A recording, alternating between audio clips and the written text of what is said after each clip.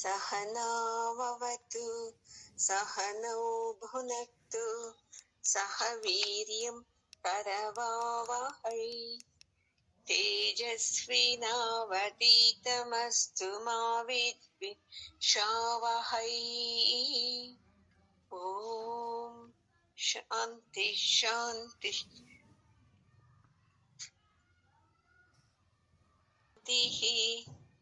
ಗುರುಗಳ ಪಾದಕ್ಕೂ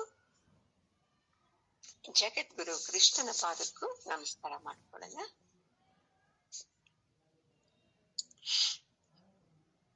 ನೋಡಿ, ಗುರುಗಳು ಹೆಂಗೆ ಇರ್ತಾರೆ ಅಂದ್ರೆ ಶಿಷ್ಯನ ಮಟ್ಟಕ್ಕೆ ಇಳಿದು ಬಂದು ಅವ್ರಿಗೆ ಉಪದೇಶ ಮಾಡ್ತಾರೆ. ಕೆಲವರು, ಮತ್ತೆ ಎಲ್ಲರೂ ಅಲ್ಲ, ಮಾಮೂಲಿ ಮಿಕ್ಕಿದವ್ರು ಏನು ಅಂದ್ರೆ ನಮಗೆ ಗೊತ್ತಿದ್ದನ್ನ ಹೇಳ್ಕೊಂಡು ಹೋಗ್ತಾ ಇರೋದು. ಶಿಷ್ಯನಿಗೆ ಅರ್ಥ ಆಗ್ಲಿ ಬಿಡ್ಲಿ ಗೊತ್ತಿಲ್ಲ, ನಾನು ಹೇಳೋದು ಹೇಳ್ತೀನಿ. ನಿನ್ ಪುಣ್ಯ ಇದ್ರೆ ನಿನ್ಗೆ ಅರ್ಥ ಆಗುತ್ತೆ, ನಿನ್ನಲ್ಲಿ ಕರ್ಮ ಇದ್ರೆ ನಿನ್ಗೆ ಅರ್ಥ ಆಗಲ್ಲ, ಹಿಂಗೆ ಹೇಳ್ಬಿಡ್ತಾರೆ. ಇಲ್ಲಿ ಯಾಕೆ ಪರಮಾತ್ಮನ ಜಗದ್ಗುರು ಅಂತ ಹೇಳ್ತಾರೆ ಅಂದ್ರೆ ಪ್ರತಿಯೊಂದು ಅರ್ಥ ಆಗ್ಬೇಕು ಆ ತರ ಹೇಳ್ತಾನೆ. ನೋಡಿ, ಒಂದು ಸಲ ಒಂದು ತರ ಹೇಳೋದು, ಇನ್ನೊಂದ್ಸಲ ಇನ್ನೊಂದು ವಿಧವಾಗಿ ಹೇಳೋದು, ಒಟ್ಟಿನಲ್ಲಿ ಅರ್ಥ ಮಾಡಿಸ್ಬೇಕು.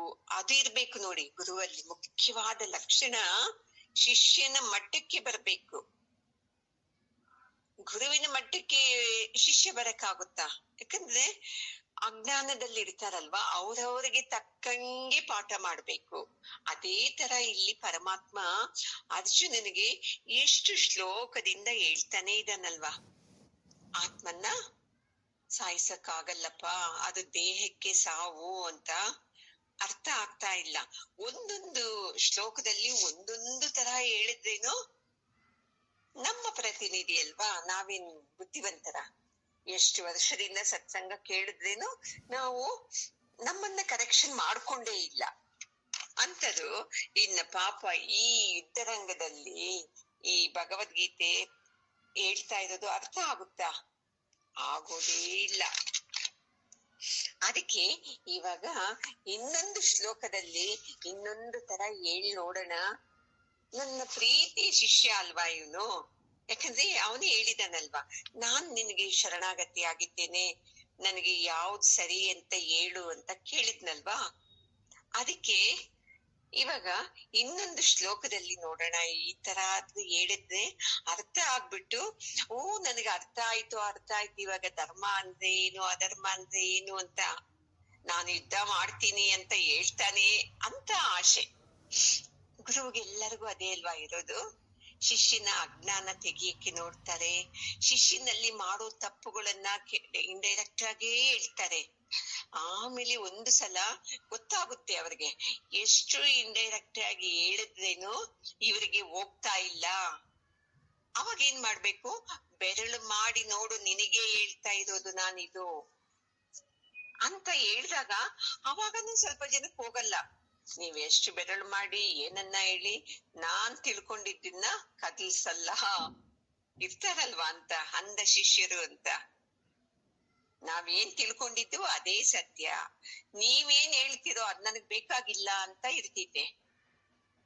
ಅಂತವ್ರಿಗೂನು ಪರಮಾತ್ಮ ಹೆಂಗೆಂಗೋ ಉಪಾಯಗಳಿಂದ ಹೇಳೋದು. ಅರ್ಜುನನ್ಗೆ ಅದೇ ಅಲ್ವಾ ಇವಾಗಿರೋದು.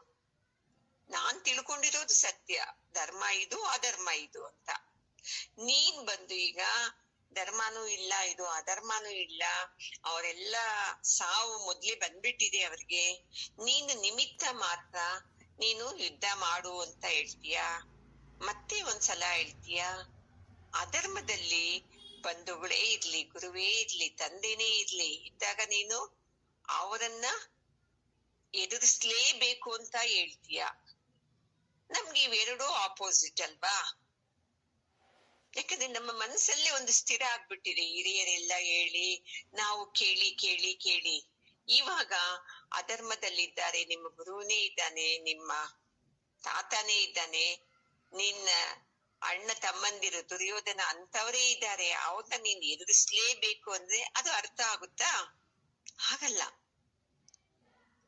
ಮೊನ್ನೆ ಘಾಟಿಗೆ ಹೋಗಿದ್ದಾಗ ಎಲ್ಲ ಸತ್ಸಂಗ ಆಯ್ತಲ್ವಾ, ಮಾರನೇ ದಿವ್ಸ ನಾನ್ ಸೈಲೆಂಟ್ ಆಗಿದ್ದೆ. ಎಲ್ಲ ನೋಡ್ತಾ ಇದ್ವಲ್ಲ ಅಲ್ಲೂ ಇಲ್ಲೂ.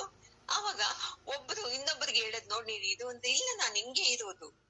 ಎಷ್ಟು ನೀಟಾಗಿ ಹೇಳ್ತಾ ಇದ್ದಾರೆ ಅಂದ್ರೆ ಆಶ್ಚರ್ಯ ಆಯ್ತು ನನಗೆ. ಮತ್ತೆ ಇನ್ನ ಅವರು ನೋಡಿ ಪದೇ ಪದೇ ಮನೆ ವಿಷಯ ಹೇಳಲೇಬಾರ್ದು, ಎಲ್ಲಿ ಸೇರ್ಕೋತೀವೋ ಅಲ್ಲಿನೇ ಅಡ್ಜಸ್ಟ್ ಆಗ್ಬೇಕು ಅಂತ ಅಂದಾಗ ಹೂ ಅಂತ ಹೇಳ್ತಾರೆ. ಮತ್ತೆ ಎಲ್ಲೇ ಹೋಗ್ಲಿ ಅಲ್ಲಿಗೆ ಮನೆ ವಿಷಯ ತಗೊಂಡ್ಬರೋದು, ಅಲ್ಲಿ ಅಟ್ಯಾಚ್ ಮಾಡೋದು. ನಮ್ಮ ಮನೆಯಲ್ಲಿ ಹಿಂಗೆ, ನಮ್ಮ ಮಕ್ಳು ಹಿಂಗೆ, ನನ್ ಸೊಸೆ ಹಿಂಗೆ ಅಂತ. ಅವಾಗ್ಲೇ ನನ್ಗೆ ಗೊತ್ತಾಯ್ತು, ಓಹೋ ಇಲ್ಲಿ ಅರ್ಜುನನಿಗಿಂತ ತೀವ್ರ ಮಂದಮತಿಗಳು ಇದ್ದಾರೆ. ಇವ್ರು ಕರೆಕ್ಷನ್ ಮಾಡ್ಕೊಡಲ್ಲ, ನಾನ್ ದೇಹ ಇರೋದೇ ಹಿಂಗೆ, ನಾನ್ ಇರೋದೇ ಹಿಂಗೆ ಅಂತ ಹೇಳದ್ಮೇಲೂ ಮತ್ತೆ ತಿದ್ದಕ್ ಹೋಗ್ಬಾರ್ದು, ಬಿಟ್ಬಿಡ್ಬೇಕು ಅವ್ರನ್ನೆಲ್ಲ. ಹಂಗೆ ಇಲ್ಲಿ ಪರಮಾತ್ಮ ಬಿಡಕ್ ಆಗ್ತಾ ಇಲ್ಲ ನೋಡಿ ಅರ್ಜುನನ್ನ. ಎಷ್ಟು ಹೇಳಿದ್ರೇನು ಇವ್ನಿಗೆ ಅರ್ಥ ಆಗ್ತಾ ಇಲ್ವಲ್ಲ. ನೋಡೋಣ, ಇದೊಂದು ಉಪಾಯದ ಮೂಲಕ ಹೇಳಿ ಅವನಲ್ಲಿ ತುಂಬಿಕೊಂಡೈತಲ್ವಾ, ನನ್ನ ಗುರು, ನನ್ನ ತಾತ, ನನ್ನ ಬಂಧು, ಇದು ಅಧರ್ಮ ಅಂತ. ಆ ಅಧರ್ಮ ಅಲ್ಲ, ಯಾರು ಕೆಟ್ಟದಾಗಿ ಅಧರ್ಮದಿಂದ ಇರ್ತಾರೋ ಅವ್ರು ಯಾರೇ ಆಗ್ಲಿ ಅವರ ಮೇಲೆ ನಾವು ಎದುರು ನಿಂತು ಸಾಧಿಸ್ಬೇಕು, ಇದು ಧರ್ಮ ಅಂತ ಇವನ್ಗೆ ಅರ್ಥ ಮಾಡಿಸ್ಬೇಕು ಅಂತ ಇವಾಗ ಇನ್ನೊಂದು ಶ್ಲೋಕ ಹೇಳ್ತಾ ಇದ್ದಾರೆ ನೋಡಿ. ನೈನಂ ಚಿಂದಂತಿ ಶಸ್ತ್ರಾಣಿ ನೈನಂ ದಹತಿ ಪಾವಕಃ ನ ಚೈನಂ ಕ್ಲೇದಯಂತ್ಯಾಪಃ ನ ಶೋಚಯತಿ ಮಾರುತಃ. ನೋಡಪ್ಪ ಅರ್ಜುನ, ನೀನ್ ಹೇಳ್ತೀಯಲ್ವಾ ನಮ್ ತಾತ ಸತ್ತೋಗ್ತಾರೆ, ನಮ್ ಗುರುಗಳು ಸತ್ತೋಗ್ತಾರೆ ಅಂತ. ನಾನು ಹೇಳ್ತಾ ಇದ್ದೀನಿ, ಅವರಲ್ಲಿರೋ ಆತ್ಮಕ್ಕೆ ಸಾವಿಲ್ಲ. ನಿನ್ನ ತಾತ ಅನ್ನೋ ದೇಹಕ್ಕೆ, ನಿನ್ನ ಗುರು ಅನ್ನೋ ದೇಹಕ್ಕೆ, ನಿನ್ನ ಬಂಧುಗಳು ಅಂತ ಸಂಬಂಧ ಇದೆಯಲ್ವಾ, ಅಣ್ಣ ತಮ್ಮ ಚಿಕ್ಕಪ್ಪ ದೊಡ್ಡಪ್ಪ, ಅವರ ದೇಹಕ್ಕೆ ಸಾವಿದೆ. ಅವರ ಒಳಗಡೆ ಇರೋ, ಅವರ ಒಳಗಡೆನೆ ಇಲ್ಲ, ಎಲ್ಲರಲ್ಲೂ ಎಲ್ಲಾ ಕಡೆನೂ ಸರ್ವತಾ ಇರುವಂತ ಆತ್ಮಕ್ಕೆ ಸಾವಿಲ್ಲಪ್ಪ. ಯಾಕೆ ಅಂತಂದ್ರೆ ನೋಡು, ನೀನ್ ಹೇಳ್ತೀಯಲ್ಲ ನಾನ್ ಬಾಣ ಬಿಟ್ರೆ ಸತ್ತೋಗ್ತಾರೆ ಅಂತ. ದೇಹ ಸಾಯುತ್ತೆ, ಆತ್ಮನ್ನ ನೀನ್ ಎಂತ ಚಾಕಲ್ ತಗೊಂಡು ಪೀಸ್ ಪೀಸ್ ಮಾಡಕ್ಕೂ ಆಗಲ್ಲ. ಹೋಗ್ಲಿ, ಆತ್ಮನ್ನ ಏನ್ ಮಾಡೋದು, ಬೆಂಕಿಯಲ್ಲಿ ಹಾಕಿ ಸುಟ್ಬಿಡಣ ಅಂತಂದ್ರೆ ಬೆಂಕಿಯಲ್ಲಿ ಹಾಕಿದ್ರೇನು ಸುಡಕ್ಕಾಗಲ್ಲ. ಇಲ್ಲ, ಇದನ್ನ ನೀರಲ್ಲಿ ಮುಳುಗ್ಸಿ ಇದನ್ನ ಗಲೀಜ್ ಮಾಡಿ ಸಾಯಿಸ್ಬಿಡಣ ಅಂತಂದ್ರೆ ನೀರಿಂದನೂ ಸಾಯಿಸಕ್ಕಾಗಲ್ಲ. ಹೋಗ್ಲಿ ಬಿಡಪ್ಪ, ಈ ಗಾಳಿ ಐತಲ್ವಾ, ಈ ಜೋರ ಗಾಳಿ ಬಂದ್ಬಿಟ್ರೆ ಸತ್ತೋಗುತ್ತಾ ಅಂದ್ರೆ ಗಾಳಿಯಲ್ಲೂ ಅದರಿಂದ ಏನು ಮಾಡಕ್ಕಾಗಲ್ಲ. ಅಂದ್ರೆ ಪಂಚಭೂತಗಳು ತಗೊಂಡು ನೋಡಿಲ್ಲಿ, ಬೆಂಕಿಯಿಂದ ಆಗಲ್ಲ, ನೀರಿಂದನೂ ಆಗಲ್ಲ, ಗಾಳಿಯಿಂದನೂ, ಎಂತ ಗಾಳಿಯಿಂದನೂ ಈ ಆತ್ಮನ್ನ ಸಾಯಿಸಕ್ಕೆ ಆಗಲ್ಲ. ಅರ್ಥ ಆಯ್ತಾ ಅರ್ಜುನ? ಇವರೆಲ್ಲ ಇವ್ರ ಪಾಪ ಕರ್ಮದಿಂದ ಸತ್ತೋಗಿದ್ದಾರೆ, ನಾನ್ ಸಾಯಿಸ್ಬಿಟ್ಟಿದ್ದೀನಿ ಅಂದರೆ ಇನ್ನು ನಿಮಿತ್ತ ಈಗ ನಿನ್ನಿಂದ ಯುದ್ಧ ಮಾಡೋದ್ರಿಂದ ಸಾಯ್ತಾ ಇದ್ದಾರೆ ಅಂತ. ಹಂಗಾಗಿ ನೀನು ಏನೂ ಯೋಚನೆ ಮಾಡದೆ ಯುದ್ಧ ಮಾಡಪ್ಪ ಅಂತ ಹೇಳ್ಬಿಟ್ಟು ಖುಷಿ ಆಯ್ತು ಪರಮಾತ್ಮನಿಗೆ. ನಾನು ಈ ತರ ಎಕ್ಸಾಂಪಲ್ ಕೊಟ್ಟುನು ಇವನ್ಗೆ ಹೇಳಿದ್ದೀನಲ್ವಾ, ಅರ್ಥ ಆಗಿರ್ತಿದೆ ಚೆನ್ನಾಗಿ ಅಂತ. ಅರ್ಥ ಆಗಿದ್ಯಾ ಅಂತ ಅರ್ಜುನನ ಮುಖ ನೋಡ್ತಾನೆ. ಅವನು ಹಿಂಗೆ ನೋಡ್ತಾ ಇದ್ದಾನೆ, ಏನಪ್ಪ ಆತ್ಮನ್ನ ನೋಡಿದ್ರೆ ಚಾಕಲ್ಲಿ ಕುಯ್ಯಕ್ಕಾಗಲ್ಲ ಅಂತೀಯ, ಬೆಂಕಿಯಲ್ಲಿ ಸುಡಕ್ಕಾಗಲ್ಲ ಅಂತೀಯ, ನೀರಿಂದ ಅದನ್ನ ನಾಶ ಮಾಡಕ್ಕಾಗಲ್ಲ, ಗಾಳಿಯಿಂದನೂ ನಾಶ ಮಾಡಕ್ಕಾಗಲ್ಲ ಅಂತ ಏನೇನೋ ಹೇಳ್ತಾನಲ್ವಾ ಅಂತ ಅವಂದು. ನೋಡಿ, ಎಂತೆಂತ ಶಿಷ್ಯರು ಇರ್ತಾರೆ, ತಮ್ಮ ಅಜ್ಞಾನನ ಅಷ್ಟು ಗಟ್ಟಿಯಾಗಿ ಹಿಡ್ಕೊಂಡ್ಬಿಟ್ಟಿರ್ತಾರೆ. ಯಾವುದೇ ಕಾರಣಕ್ಕೂ ಅದನ್ನ ಅಲ್ಲಾಡಿಸಿದ್ರೆ ಅವ್ರಿಗೆ ಕೋಪ ಬಂದ್ಬಿಡ್ತಿದೆ. ಮತ್ತೆ ಹೇಳ್ತಾರೆ ಸತ್ಸಂಗದಿಂದ ಸ್ವಲ್ಪ ಅದು ಇದು ಬದಲಾವಣೆ ಅಂತ. ಯಾವುದರಲ್ಲಿ ಮೇಲ್ಮೇಲೆ ಚಿಕ್ಕದಾಗಿರ್ತಿತ್ತಲ್ವಾ ಅದಕ್ಕೆ ಬದಲಾವಣೆ ಆಗಿರ್ತಾರಷ್ಟೇ. ಒಳಗಡೆ ಇರ್ತಿತ್ತಲ್ಲ ಸೂಕ್ಷ್ಮವಾಗಿ ಅಂತದಕ್ಕೆಲ್ಲ ಬದಲಾವಣೆ ಆಗಲ್ಲ. ಯಾಕಂದ್ರೆ ತಾವು ತಿಳ್ಕೊಂಡಿದ್ದೇ ಸತ್ಯ ಅಂತದನ್ನ ಹೋಗಿ ಗುರು ಕದಲ್ಸಿದ್ರೆ ಅವ್ರಿಗೆ ಗುರು ಮೇಲೆ ಕೋಪ ಬರ್ತಿದೆ. ಇಲ್ಲಿ ಅರ್ಜುನನಿಗೂ ಅಷ್ಟೇ ಕೃಷ್ಣನ ಮೇಲೆ ಏನೇನೋ ಹೇಳ್ತಾನಲ್ಲಪ್ಪ, ಆತ್ಮನ ಸತ್ತೋಗ್ತಾರೆ ಅಂದ್ರೆ ದೇಹ ಸಾಯುತ್ತೆ ಆತ್ಮ ಸಾಯಲ್ಲ ಅಂತಾರಲ್ವಾ, ಇದು ಹೆಂಗೆ ಅಂತ ನೋಡಿ. ನಾನ್ ನಿಮ್ ಕತೆ ಹೇಳಿದ್ದೆ ನಾನು. ಬಿಹಾರದಲ್ಲಿ ಮುಂಗೋಲಿಯಾ ಅಂತ ಒಬ್ಬ ದೊಡ್ಡ ಕಳ್ಳ ಇದ್ದ. ಅವನು ಎಲ್ಲರನ್ನ ದೋಚೋದೇ ಅವನ್ ಕೆಲ್ಸ. ಕಾಡಲ್ಲಿ ಯಾರು ಓಡಾಡಿದ್ರೇನೋ ಅವನ್ನ ದೋಚ್ ಬಿಡೋದು. ಅಂತ ಜಾಗದಲ್ಲಿ ಒಂದ್ಸಲ ಗೌತಮ ಬುದ್ಧರು ಹೋಗ್ತಾ ಇರ್ತಾರೆ. ಆವಾಗ ಅವನ್ ಬರ್ತಾನೆ, ನೋಡು ಏನು ಕಾಡಲ್ಲಿ ಹೋಗ್ತಾ ಇದ್ದೀರ, ಈ ದಾರಿ ನಂದು ಅಂತ ಹೇಳ್ತಾರೆ, ಬರಬಾರ್ದು ಇಲ್ಲಿ ಯಾರೂನು ಅಂತ. ಅವಾಗ ಗೌತಮ ಬುದ್ಧ ಹೇಳ್ತಾರೆ, ಇದು ದಾರಿ ನಂದು ಇದು ಅಂತ. ಅರ್ಥನೇ ಆಗೋದೇ ಇಲ್ಲ. ಅಂದ್ರೆ ಅರ್ಥ ಏನು? ಎಲ್ಲರೂ ಏನ್ ಹೇಳಿದ್ರು, ಇಂಥ ದಾರಿಯಲ್ಲಿ ಹೋಗ್ಬೇಡಿ, ಕಳ್ಳ ಬಂದು ಸಾಯಿಸ್ಬಿಡ್ತಾನೆ, ಮತ್ತೆ ಲಾಸ್ ಸತ್ತೋಗ್ಬಿಡ್ತೀರ ನೀವು ಅಂದಾಗ, ಈ ದಾರಿ ನಂದು ಅಂದ್ರೆ ಏನ್ ಅರ್ಥ? ಸತ್ತೋಗೋದಲ್ಲ, ನಂದು ಆತ್ಮ ಶಾಶ್ವತವಾಗಿರೋದು ಅಂತ ಅರ್ಥ ಆಗುತ್ತಾ ನಮ್ಗೆ? ಅದು ಅರ್ಥ ಆಗೋದೇ ಇಲ್ಲ. ಗೌತಮ ಬುದ್ಧ ಈ ಮಾತು ಹೇಳಿದಾಗ, ಈ ದಾರಿ ನಂದು, ವಾಪಸ್ ಬರದೇ ಇರುವಂತ ದಾರಿ ನಂದು, ನಾನ್ ಭಯ ಪಡೋದೇ ಇಲ್ಲ ಅಂತ ಹೇಳ್ತಾರೆ. ವಾಪಸ್ ಬರದೇ ಇರೋದಂದ್ರೆ ಹುಟ್ಟು ಸಾವು ಇಲ್ಲದಂತ ಆತ್ಮ ಸ್ವರೂಪ ನಾನು. ಅವನು ಸಾಯಿಸೋದೇನು? ನನ್ನ ದೇಹನ ಸಾಯಿಸೋದು ಅಂತ ಅರ್ಥ ಆಗುತ್ತಾ ಅದ್ರ ಜೊತೆಯಲ್ಲಿದ್ದವ್ರಿಗೆ?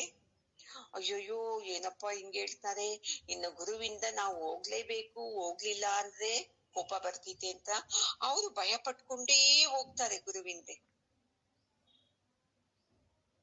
ಅಂಗುಳಿ ಮಾಲ ಅಂತ ನೋಡಿ, ನೆನಪಾಯ್ತು ಇವಾಗ ನನ್ಗೆ.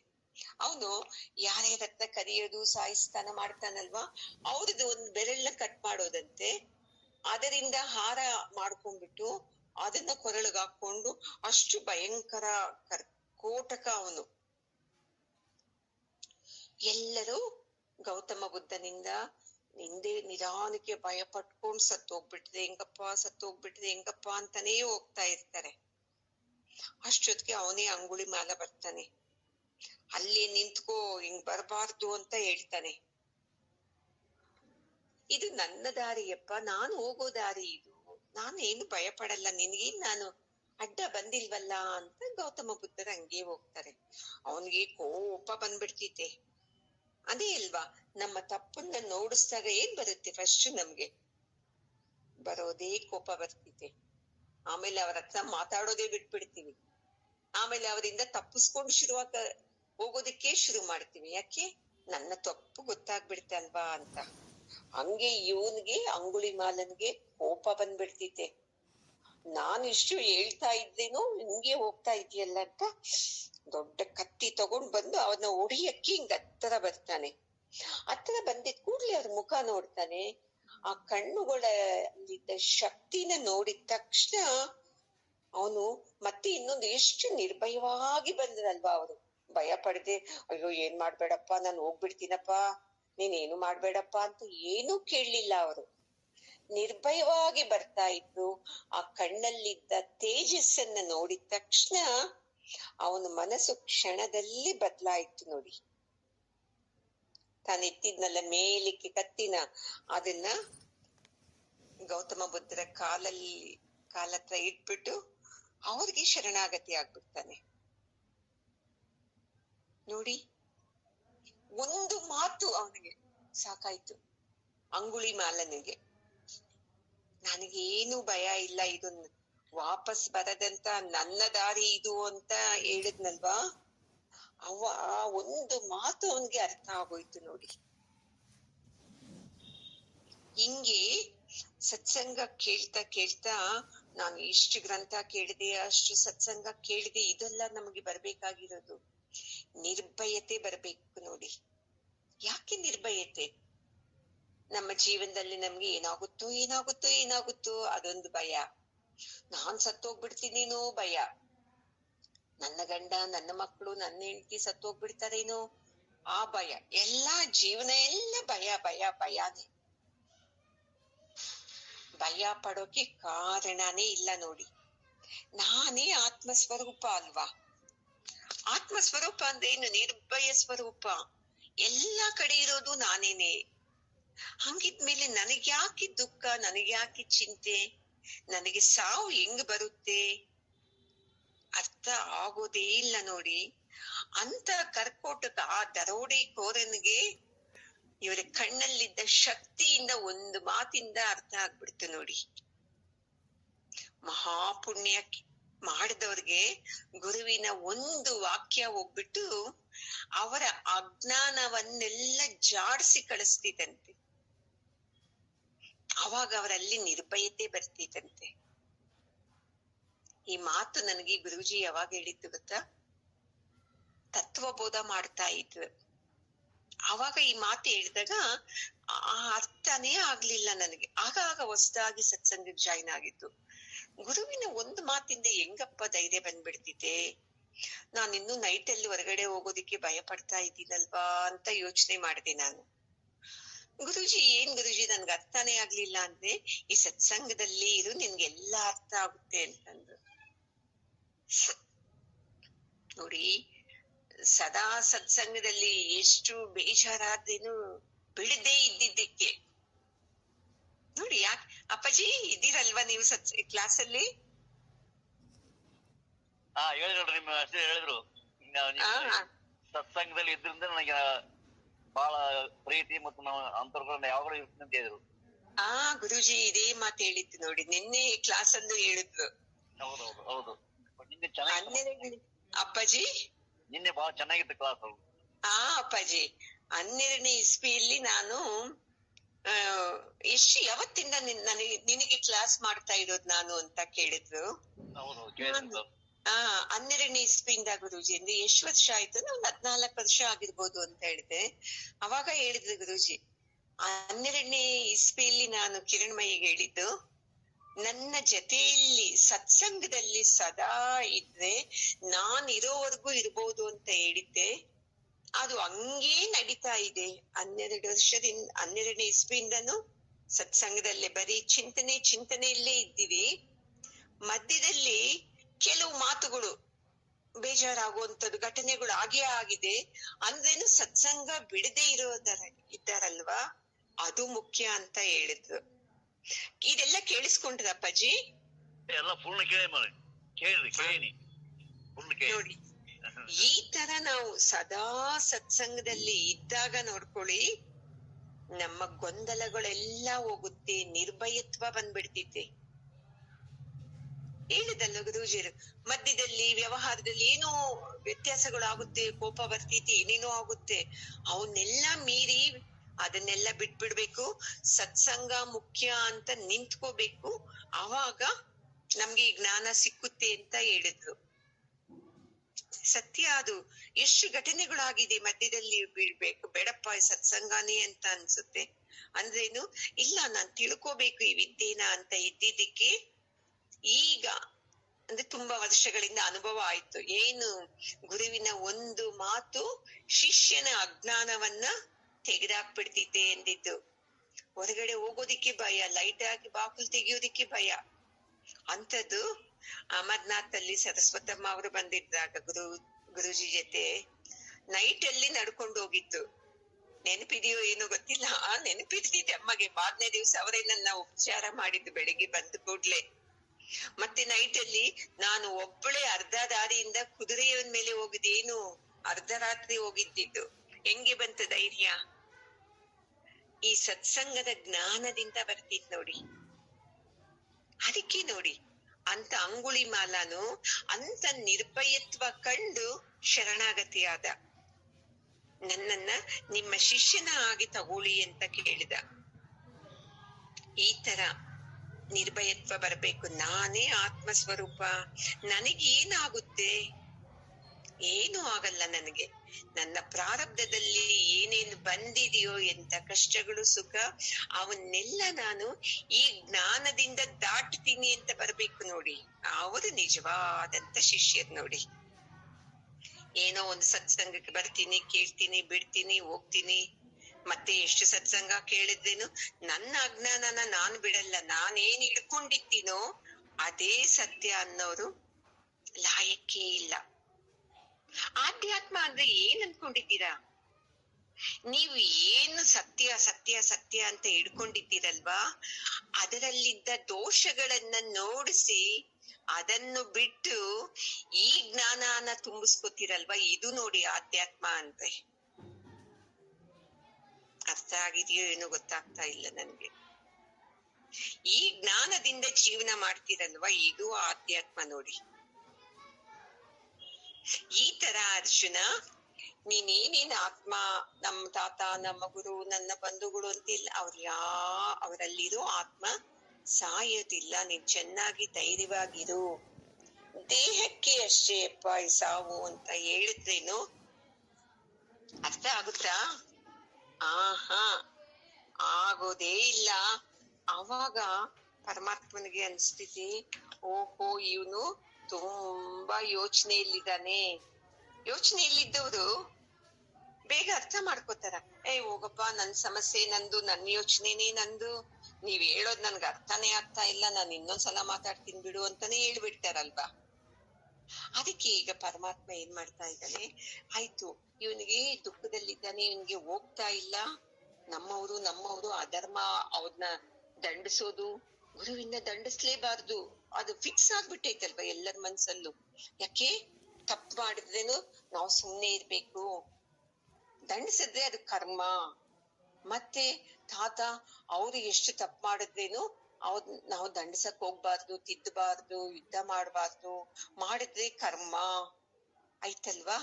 ಅದಕ್ಕೆ ಈಗ ನಾನ್ ಏನ್ ಮಾಡೋದು ಗೊತ್ತಾಗ್ತಾ ಇಲ್ಲ. ಈ ಕೃಷ್ಣ ನೋಡಿದ್ರೆ ಆತ್ಮ ಸುಡಲ್ಲ, ಅದು ಬೇಯಲ್ಲ, ಅದು ನೆನ್ಸಕ್ ಆಗಲ್ಲ, ಕತ್ತಿಯಿಂದ ಚುಚ್ಚಕ್ ಆಗಲ್ಲ, ಏನೇನ್ ಹೇಳ್ತಾ ಇದಾರೆ ಅಂತ ಅಂದ್ಬಿಟ್ಟು ಸುಮ್ನೆ ಹಿಂಗೆ ನೋಡ್ತಾನೆ. ಅವಾಗ ಗೊತ್ತಾಗ್ಬಿಡ್ತಿತ್ತಲ್ವಾ, ಏನು ಅಕ್ಕಿ ಬೆಂದಿದ್ಯಾ ಇಲ್ಲ ಅಂತ. ಒಂದು ಅಕ್ಕಿನ ಮುಟ್ಟಿದ್ರೆ ಸಾಕಲ್ವಾ ಅನ್ನ ಆಗಿದ್ಯಾ ಇಲ್ಲ ಅಂತ. ಹಂಗೆ ಪರಮಾತ್ಮನಿಗೆ ಗೊತ್ತಾಗ್ಬಿಡ್ತು ಇವನು ಅರ್ಥನೇ ಆಗಿಲ್ಲ ಅಂತ. ಅದಕ್ಕೆ ಇನ್ನೊಂದು ಶ್ಲೋಕದಲ್ಲನ್ನ ಇವನಿಗೆ ಇನ್ನೊಂದು ತರ ಹೇಳಣ ಅಂತ ಸೇಮ್ ಅದೇನೆ ಬರ್ತಿದ್ವಿ. ಈ ಶ್ಲೋಕದಲ್ಲೂ ಏನ್ ಹೆಚ್ಚು ಇಲ್ಲ. ಅಚ್ಚೇದ್ಯೋಯಮದಾಫ್ಯೋಯಂ ಅಕ್ಲೇದ್ಯೋ ಶೋಷ್ಯ ಏವ ಚ ನಿತ್ಯ ಸರ್ವಗತಸ್ಥಾಣುಃ ಅಚಲೋಯಂ ಸನಾತನಃ. ಹಿಂದಿನ ಶ್ಲೋಕದಲ್ಲಿ ಏನ್ ಹೇಳಿದ್ದು ಅದನ್ನೇ ಮತ್ತೇನೆ ಪದೇ ಪದೇ ಹೇಳ್ಬೇಕಲ್ವಾ, ಅರ್ಥ ಆಗ್ದಿದ್ದಾಗ. ಅವಾಗನ್ನ ಒಳಗೆ ಹೋಗ್ಲಿ, ಪದೇ ಪದೇ ಹೇಳ್ತಾ ಇದ್ದಾಗ ಒಂದ್ ಸ್ವಲ್ಪ ಅನ್ನ ಒಳಕ್ ಹೋಗುತ್ತೆ ಅಂತ. ಅದಕ್ಕೆ ಮತ್ತೆ ಇದನ್ನೇ ಹೇಳ್ತಾ ಇದ್ದಾರೆ. ನೋಡಪ್ಪ, ಆತ್ಮನ್ನ ತುಂಡು ಪೀಸ್ ಮಾಡಕ್ ಆಗಲ್ಲ, ಸುಡಕ್ ಆಗಲ್ಲ, ಅದನ್ನ ಒಣಗಿಸಿ ಸಾಯಿಸಕ್ ಆಗಲ್ಲ, ಅದನ್ನ ಚೆನ್ನಾಗಿ ನೆನೆಸಿದ್ರೇನೂ ಆಗಲ್ಲ. ಯಾಕಂದ್ರೆ ಅವನು ನಿತ್ಯವಾದವನು, ಸದಾ ಇರೋನವನು, ಸರ್ವಗತನು ಅವನು, ಮತ್ತೆ ಸನಾತನನು. ಅವನು ಇವಾಗೇ ಇರೋನಲ್ಲಪ್ಪ. ಅವನು ಏನ್ ಆತ್ಮ ಏನ್ ಇವಾಗ ಹುಟ್ಟಿದ್ಯಾ, ಮೊದಲಿಂದ ಪುರಾತನ ಅಂದ್ರೆ ಏನ್ ನಮ್ ತಾತ ಅಜ್ಜಿ ತಾತ ಕಾಲ ಅಲ್ಲ, ಮೊದಲಿಂದನೂ ಇರೋಂಥವ್ನು ಅಂತ ಆತ್ಮನ್ನ ನೀನು ನಾನು ಏನು ಮಾಡಕ್ಕಾಗಲ್ಲ ಅರ್ಜುನ. ನೀನು ಯುದ್ಧ ಮಾಡು, ಇದ್ರ ಮೇಲೆ ಯುದ್ಧ ಮಾಡ್ದಾಗ್ಲೇನೆ ನಿನ್ನ ಧರ್ಮನ ನೀನು ನೆರವೇರಿಸ್ದಂಗಾಗುತ್ತೆ. ಯುದ್ಧ ಮಾಡ್ಲಿಲ್ಲ ಅಂದ್ರೆ ನೆರವೇರ್ಸಕ್ ಆಗಲ್ಲಪ್ಪ. ನೀನ್ ಯೋಚನೆನೇ ಮಾಡ್ಬೇಡ, ಪಾಪ ಯುದ್ಧ ಮಾಡು, ನಿನ್ಗಿಷ್ಟೆಲ್ಲ ಹೇಳ್ಬೇಕಾ ಅಂತ. ಅರ್ಥ ಆಗುತ್ತಾ ಅವನ್ಗೆ? ಆಗ್ತಾನೇ ಇಲ್ಲ ನೋಡಿ. ನಿಮ್ಗೆ ಬೇಜಾರಾಗ್ಬೋದು, ಏನಪ್ಪಾ ಹೇಳಿದ್ದೇ ಹೇಳ್ತಾ ಇದ್ದಾರೆ ಸತ್ಸಂಗದಲ್ಲಿ ಅಂತ. ಏನು ಮಾಡಕ್ಕಾಗಲ್ಲ, ಪರಮಾತ್ಮ ಹೇಳಿದ್ದನ್ನೇ ನಾನ್ ಹೇಳ್ಬೇಕಲ್ವಾ. ಯಾವುದೇ ಭೂತಗಳಿಂದ ಅದನ್ನೇನು ಮಾಡಕ್ಕಾಗಲ್ಲ ಅರ್ಜುನ. ಅವನ್ ಎಲ್ಲಾ ಕಡೆನೂ ವ್ಯಾಪಿಸ್ಕೊಂಡವನೆಪ್ಪ ಅಂತ. ಅವನ್ನ ನೀನು ಯಾವ ಕಡೆ ಹೋಗಿ ಸುಟ್ಟು ಏನ್ ನಾಶ ಮಾಡಕ್ಕಾಗ್ತೀಯ ಅಂತ ನೋಡಿ. ಒಂದು ಮನೆಯನ್ನ ಒಬ್ಬ ಅಪ್ಪ ತಗೋತಾರೆ, ದೊಡ್ಡ ಮನೇನ. ಆ ಮನೆಯಲ್ಲಿ ಹೋಗ್ತಾನೆ, ತುಂಬಾ ವರ್ಷದಿಂದ ಬಾಕ್ಲಾಕಿತ್ತಲ್ವಾ, ಕಿಟಕಿಗಳೆಲ್ಲ ಕಿತ್ತು, ಕರೆಂಟ್ ಇರ್ಲಿಲ್ಲ. ನೋಡಿದ್ರೆ ಕತ್ತಲೇ ಇದೆ ಮನೆ ಫುಲ್. ಆವಾಗ ಏನ್ ಮಾಡ್ತಾನೆ ನಮ್ಮಂತ ಅಜ್ಞಾನಿ, ಏನ್ ಮಾಡೋದು, ಮನೆ ತುಂಬಾ ಕತ್ಲೈತಲ್ವಾ, ಈ ಮನೆಯಲ್ಲಿ ಬೆಳಕ್ ಬರ್ಬೇಕು, ಏನನ್ನ ಮಾಡ್ಬೇಕಲ್ಲ ಅಂತ ಹೇಳಿ ಅಲ್ಲಿ ಹೊರಗಡೆ ನೋಡ್ತಾನೆ. ಒಂದ್ 5-6 ಜನ ಸುಮ್ನೆ ಕುತ್ಕೊಂಡಿರ್ತಾರೆ, ಕೆಲ್ಸಕ್ ಬರ್ತಿದ್ದವ್ರ, ಏನು ಕೆಲ್ಸ ಇಲ್ಲಿ ಓಡಾಡ್ತಾ ಇರ್ತಾರಲ್ವಾ. ಅವಾಗ ಹೇಳ್ತಾನೆ, ಅಪ್ಪ ಬನ್ನಿ ಇಲ್ಲಿ ಅಂತ. ಅವ್ರು ಬರ್ತಾರೆ. ಅವ್ರು ಸ್ವಲ್ಪ ಒಳಗ್ ಕರೀತಾರೆ, ಏನ್ ಇಷ್ಟೊಂದ್ ಕತ್ಲೈತಲ್ವಾ ಮನೆಯೆಲ್ಲ ಅಂತ. ಅವಾಗ ಅಪ್ಪ ಹೇಳ್ತಾನೆ, ಓನರ್, ನಮ್ ಮನೆಯಲ್ಲಿ ತುಂಬಾ ಕತ್ಲು ತುಂಬಿಕೊಂಡ್ಬಿಟ್ಟೈತೆ, ಅದಕ್ಕೆ ನೀವೆಲ್ಲ ಈ ಕತ್ಲನ್ನೆಲ್ಲ ಆಚೆ ಕಳಿಸ್ಬಿಡ್ಬೇಕು ಅಂದಾಗ, ಆಯ್ತು ಅಂತ ಹೇಳಿ ಬುದ್ಧಿವಂತರವ್ರು ದೊಡ್ಡ ದೊಡ್ಡ ಬಕೆಟ್ಗಳು ತಗೊಂಡ್ಬಂದು ಆ ಕತ್ತಲ್ನೆಲ್ಲ ತಗೊಂಡೋಗೋದು, ಆಚೆ ಹಾಕೋದು, ತಗೊಂಡೋಗೋದು, ಆಚೆ ಹಾಕೋದು. ಎಷ್ಟು ವರ್ಷ ಮಾಡ್ಬೇಕಾ ಕತ್ಲೆಲ್ಲ ತುಂಬಿಸ್ಕೊಂಡ್ ಆಚೆ ಹಾಕೋದಿಕ್ಕೆ? ಬೆಳಕ್ ಬರ್ಬೇಕಲ್ವಾ. ಆವಾಗ ಅವ್ರ ಹಿಂಗೇ ಮಾಡ್ತಾ ಇದ್ರೆ ಮಧ್ಯಾಹ್ನದವರೆಗೂ ಕತ್ಲು ತಗೊಂಡ್ಬರೋದು, ಬಕೆಟ್ ಅಲ್ಲಿ ಆಚೆ ಹಾಕೋದು, ಏನ್ ಬೆಳಕೇ ಬಂದಿಲ್ವಲ್ಲ ಅನ್ಕೋತಾ ಇರ್ತಾರೆ. ಅಷ್ಟೊತ್ತಿಗೆ ಒಬ್ಬ ಸಾಧು ಆ ಮನೆ ಮುಂದೆ ಬರ್ತಾನೆ. ಇವ್ ಸುಮ್ನೆ ಕತ್ಲ ಬಕೆಟ್ ಅಲ್ಲಿ ಏನೋ ತುಂಬ್ಕೊಂಡ್ ಬಂದಂಗೆ ಬರೋದು, ಆಚೆ ಚೆಲ್ಲೋದ್ ಮಾಡ್ತಾರೆ. ಏನ್ ಇದು ಮಾಡ್ತಾ ಇರೋದ್ ನೀವು ಅಂತ ಕೇಳ್ತಾನೆ. ಅಯ್ಯೋ, ಆ ಮನೆ ತುಂಬಾ ಕತ್ಲೆ ಇದೆ, ಅದನ್ನೇ ಬಕೆಟ್ ಅಲ್ಲಿ ತುಂಬ್ಕೊಂಡ್ ಬಂದು ಕತ್ಲನ್ನೆಲ್ಲ ಚೆಲ್ತಾ ಇದ್ದೀವಿ ಅಂತ ಹೇಳ್ತಾನೆ. ಅವಾಗ ಆ ಸಾಧು ಹೇಳ್ತಾರೆ, ಅಲ್ಲಪ್ಪ, ಕತ್ಲನ್ನೆಲ್ಲನ್ನ ನಾವು ತುಂಬ್ಕೊಂಡ್ ಬಂದು ಆಚೆ ಚೆಲ್ಲಕ್ ಆಗುತ್ತಾ? ಆ ಮನೆಯಲ್ಲಿ ಒಂದು ದೀಪ ಹಚ್ಚಿ ಕತ್ಲು ತಾನಾಗೆ ಹೋಗ್ಬಿಡ್ತಿದೆ ಅಂತ. ಅದೇ ತರ ಈ ಭಗವದ್ಗೀತೆ ಅನ್ನೋ ಒಂದು ಜ್ಞಾನ, ಒಂದು ಬೆಳಕು ನಿಮ್ಮಲ್ಲಿ ಬಂತು ಅಂದೆ ನೋಡ್ಕೊಳ್ಳಿ, ನಿಮ್ಮ ಸಂಶಯಗಳೆಲ್ಲ ನಿವಾರಣೆ ಆಗ್ಬಿಡ್ತೈತೆ. ನಾವ್ ಏನ್ ಮಾಡ್ಬೇಕಪ್ಪ ಅಷ್ಟೇ ನೋಡಿ, ಜ್ಞಾನ ಅನ್ನೋ ದೀಪನ ಹಚ್ಬೇಕು. ಈ ಜ್ಞಾನ ಅನ್ನೋ ದೀಪ ಹಚ್ಚಿದಾಗ ನೋಡ್ಕೊಳ್ಳಿ, ನಮ್ಮ ಭ್ರಾಂತಿಗಳೆಲ್ಲ ಹೋಗ್ಬಿಡ್ತೈತಿ. ಏನೇನು ಮೂಢನಂಬಿಕೆ ಏನೇನು ಇಟ್ಕೊಂಡಿದ್ದೀವಲ್ವಾ, ಅವು ಎಲ್ಲಾ ಹೋಗ್ಬಿಡ್ತೈತಿ.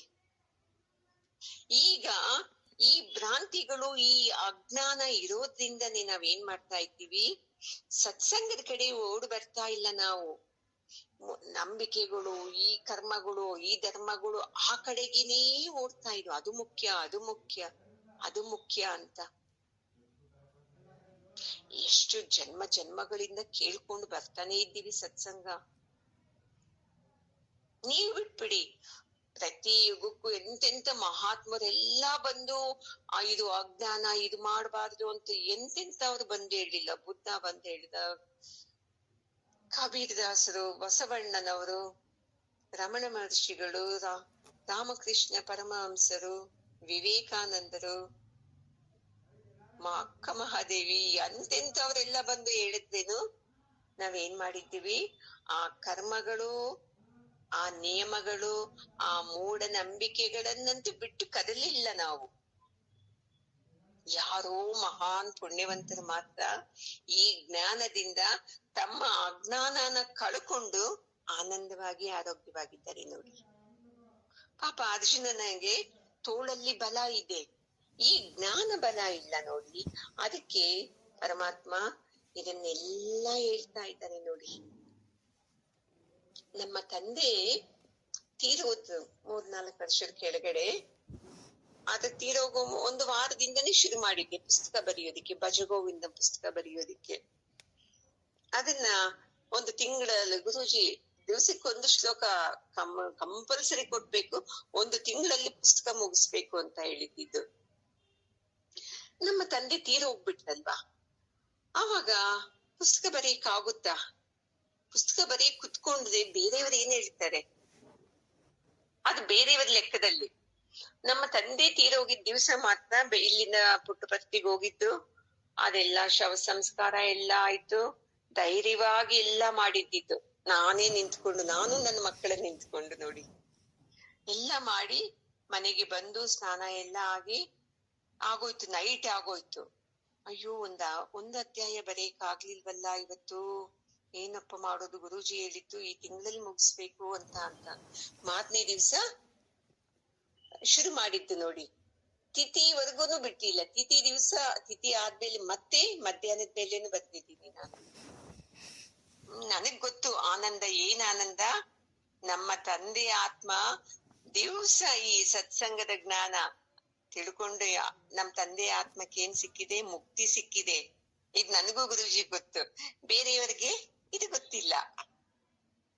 ನಮ್ಮ ಮನೆಯಲ್ಲಿ ನಮ್ ತಾಯಿಯವ್ರಿಗೆಲ್ಲ ಅರ್ಥ ಆಯ್ತು ಈ ಸತ್ಸಂಗದ ಜ್ಞಾನ ಏನು, ತತ್ವ ಚಿಂತನೆ ನಡೀತದೆ. ಅದಕ್ಕಿಂತ ಮಹಾಪುಣ್ಯ ಅಲ್ವಾ ಸತ್ತವ್ರಿಗೆ. ಎಲ್ಲೋ ಹೋಗಿ ದೇವಸ್ಥಾನದಲ್ಲಿ ಕುತ್ಕೊಂಡು ಏನೋ ಪೂಜೆ ಮಾಡೋದು, ಅದಕ್ಕೆ ಸಿಕ್ಕುತ್ತೆ ಆತ್ಮಶಾಂತಿ. ಹೆಂಗೆ ಬಂತು ಈ ಧೈರ್ಯ? ಈ ಜ್ಞಾನದಿಂದ ಬಂತು ನನಗೆ. ಅಮ್ಮಗೆ ಹೇಳ್ದೆ, ಅಮ್ಮ ಇದು ಮಾಡೋಣ, ಇದು ಒಳ್ಳೇದು ಕರ್ತವ್ಯ, ಅಪ್ಪನಿಗೆ ನಾವು ಮಾಡುವಂತದ್ದು. ಏನು ಪೂಜೆ ತಿಥಿ ಮಾಡ್ಲಿಲ್ಲ ಅಂತೇನು, ಈ ತತ್ವ ಚಿಂತನೆ ದಿವಸ ನಾನ್ ಬರೀತೀನಲ್ವಾ, ರೆಕಾರ್ಡ್ ಕೇಳಿಸ್ಕೊಡೋದು ಬರೆಯೋದು, ಅಪ್ಪನ ಆತ್ಮಕ್ಕೆ ಶಾಂತಿ ಸಿಕ್ಕುತ್ತೆ ಅಮ್ಮ ಅಂತ ಹೇಳ್ದೆ. ಅಮ್ಮ ಒಪ್ಕೊಂಡ್ರು, ರವಿ ಒಪ್ಕೊಂಡ, ಸಿಂಧು ಒಪ್ಕೊಂಡ್ಲು. ಯಾರಲ್ಲೂ ನಮ್ಮಲ್ಲಿ ಅಜ್ಞಾನ ಇಲ್ಲ, ಇದ್ರ ಬಗ್ಗೆ ಇಲ್ಲ. ಆಯ್ತು ನೋಡಿ, ಎಷ್ಟು ಆನಂದ ಅಲ್ವಾ. ಈ ಜ್ಞಾನಗಳು ಬಂದಾಗ್ಲೇ ಇಂಥ ಧರ್ಮ ಕರ್ಮ ನಾವ್ ಇಟ್ಕೊಂಡಿದ್ದೀವಲ್ಲ ಲೋಕದಿಂದ, ಅದೆಲ್ಲ ಬಿತ್ತೋಗ್ಬಿಡ್ತಿದ್ದೆ. ಅದಕ್ಕೆ ಇಷ್ಟೆಲ್ಲ ಹೇಳಿದ್ದೇನು, ಯಾಕೆ ನಿನ್ಗೆ ಇದು ಅರ್ಥ ಆಗ್ತಾ ಇಲ್ವಾ ಅರ್ಜುನ? ಅದು ಸಾವಿಲ್ಲ, ಏನು ಇಲ್ಲ ಅಂತ ಹೇಳಿದ್ದೇನು, ಅವನು ಎಲ್ಲಿ ಹೋಗ್ತಾನೇ ಇಲ್ಲ. ಯಾಕಂದ್ರೆ ಅಷ್ಟು ಪುಣ್ಯ ಮಾಡಿರ್ಬೇಕಲ್ವಾ. ನೋಡಿ, ಮದುವೆಯಲ್ಲಿ ಏನು 7 ಜನ್ಮಗಳು ಒಟ್ಟಿಗೆ ಇರ್ಬೇಕು ಅಂತ ಏನೇನೋ ಅನ್ಕೋತೀವಲ್ಲ, ಪ್ರಮಾಣ ವಚನ ಮಾಡೋದು. ಏನು ಕ್ಲಾರಿಟಿ ಆಯ್ತಾ? 7 ಜನ್ಮನು ನಾವು ಒಂದಾಗಿ ಜನ್ಮಕ್ಕೂ ಗಂಡ ಹೆಂಡತಿಯಾಗಿನೇ ಹುಡ್ತೀವಿ ಅಂತ ಅಂದ್ರೇನು ಅಂತಾರೆಲ್ಲ ನಂಬ್ತೀವಿ ನಾವು. ಇಲ್ಲ, ಈ ಆತ್ಮಚಿಂತನೆ ಮಾಡಿ ಸದಾ ನಿಮ್ಗೆ ಮುಕ್ತಿನೇ ಇರ್ತಿದೆ, ಪರಮಾತ್ಮನ್ ನೀವೇ ಆತ್ಮ ಸ್ವರೂಪ ಆಗ್ತೀರಾ ಅಂದ್ರೆ ಕೇಳ್ತೀವ ನಾವು? ಇಲ್ಲ. ಅದನ್ನ ಮಾಡಿ, ಇದನ್ನ ಮಾಡಿ, ಅದನ್ನ ಮಾಡಿ, ಮಾಡಿ ಅಂದ್ರೆ ಅಪ್ಪ ಹೌದು ಅದ ಮಾಡೋದ್ರಿಂದನೇ ಪುಣ್ಯ ಸಿಕ್ಕುತ್ತೆ ಅಂತ ಬಿಟ್ಟು, ಇಲ್ಲ, ಈ ಜ್ಞಾನನ ತಿಳ್ಕೊಂಡು ನಾವು ಮೌನವಾಗಿರೋದ್ರಿಂದ ನಮಗೆ ಆನಂದ ಸಿಕ್ಕುತ್ತೆ ಅಂತ ಅರ್ಥ ಆಗುತ್ತ? ನಮ್ಗೆ ಅರ್ಥ ಆಗೋದೇ ಇಲ್ಲ ನಮಗೆ. ಅದಕ್ಕೆ ಪರಮಾತ್ಮ ಮತ್ತೆ ನೋಡ್ತಾನೆ ಅರ್ಜುನ ನೀನ್ ಎಷ್ಟ್ ಚೆನ್ನ ಹೇಳು, ಫಿಕ್ಸ್ ಆಗ್ಬಿಟ್ಟೆ ಅವನು. ನೀನ್ ಎಷ್ಟ್ ಹೇಳಿದ್ದೇನು ನಾನು ಇಲ್ಲ, ನಾನ್ ಯುದ್ಧ ಮಾಡಲ್ಲ, ನಮ್ಮ ಗುರುವಿನ ಏನು ಮಾಡಲ್ಲ, ನಮ್ಮ ಆತನ ಏನು ಮಾಡಲ್ಲ. ಹಿಂಗೇ ಇದೆ ನೋಡಿ ಅವನ್ ಮನ್ಸಲ್ಲಿ, ಎಷ್ಟು ಅಜ್ಞಾನ ನೋಡಿ. ಅದಕ್ಕೆ ಈಗ ಪರಮಾತ್ಮ ಇನ್ನೊಂದನ್ನ ಹೇಳೋಣ, ಇನ್ನೊಂದು ಮಾತಿಂದ ಹೇಳಿ ಇವನ ಅಜ್ಞಾನ ತೆಗಿಯೋಣ ಅಂತ ಇನ್ನೊಂದು ಶ್ಲೋಕ ಹೇಳ್ತಾನೆ. ಅದರಲ್ಲೂ ಇದ್ರ ಬಗ್ಗೆನೇ ಇದೆ, ಮತ್ತೆ ಹೊಸದಾಗಿ ಏನು ಇಲ್ಲ.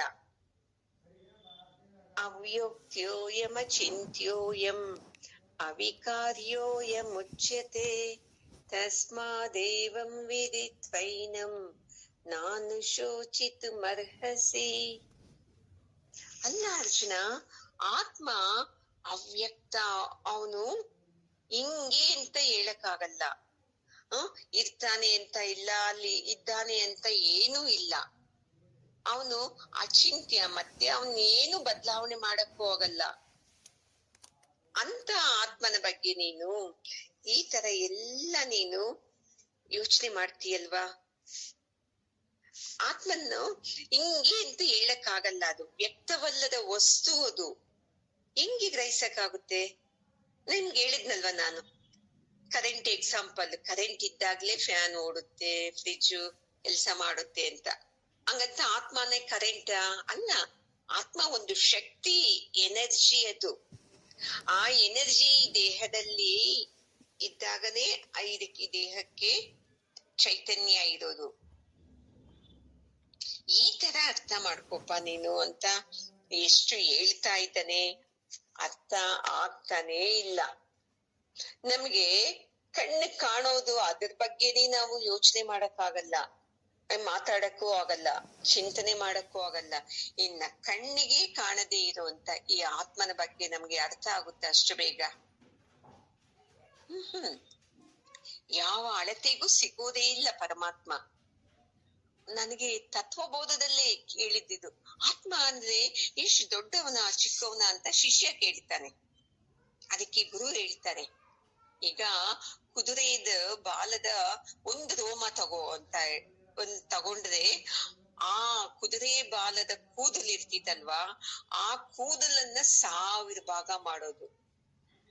ಆ 1000 ಭಾಗದಲ್ಲಿ ಮತ್ತೆ ಒಂದೊಂದು ಭಾಗನ ಮತ್ತೆ 1000 ಭಾಗ ಮಾಡಿದ್ರೆ ಎಷ್ಟು ಚಿಕ್ಕವನು, ಅಷ್ಟು ಚಿಕ್ಕವನು ಈ ಆತ್ಮ ಅಂತ ಹೇಳೋದು. ಅವನ್ಗೆ ಅರ್ಥ ಆಗ್ಲಿ ಅಂತ. ಮತ್ತೆ ಅಷ್ಟು ಚಿಕ್ಕವನು ಅಲ್ಲ, ಮತ್ತೆ ಅಪ್ರಮೇಯ ಅಂತ, ಅವನ್ ದೊಡ್ಡವನು, ಯಾವ ಅಳತೆಗೂ ಸಿಗಲ್ಲ.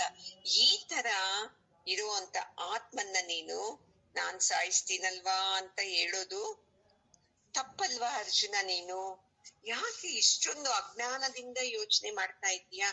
ಇಷ್ಟು ಹೇಳಿದ್ರೇನು ನಿನ್ಗೆ ಅರ್ಥ ಆಗ್ತಾ ಇಲ್ವಲ್ಲ? ಇದು ಪರಮಾತ್ಮನಿಗೆ. ಒಂದ್ಸಲ ಹೇಳಿದ್ರೆ ಅರ್ಥ ಆಗ್ಲಿಲ್ಲ, ಅದು ಅರ್ಥ ಮಾಡ್ಕೋಬಹುದು.